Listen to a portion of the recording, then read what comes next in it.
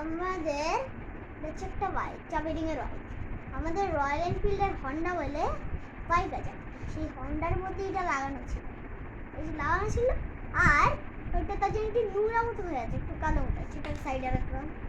আর এই যে আমার নতুন নতুন রোলস রয়েস, যেটার মধ্যে যা যা কিছু খুলে আমি দেখিয়ে দিই। এটা আমি ভিতরে রেখেছিলাম, সব কিছু খুলে যাও।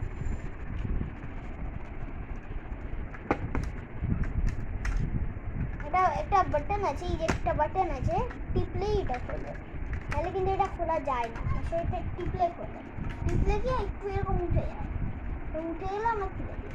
আর কীভাবে বলতে খুলে এইখানটায় একটা রড মধ্যে ঢোকানো আছে, এই যে এই রডটা যেন আমি করে দিই এরকম, তাহলে এটা নিচে নেমে আসে।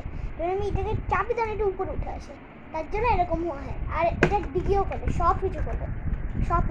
এটা করলে এটা যে রোলস রয়েসের মধ্যে একটা ছাতা রয়েছে, এটা একটু নেই। মানে এরকম খেলনা রোলস রয়েস আছেও, যেটার মধ্যে ছাতা আছে, কিন্তু সেটা 3000 টাকা। আর একটা মেন জিনিস দেখো, একটা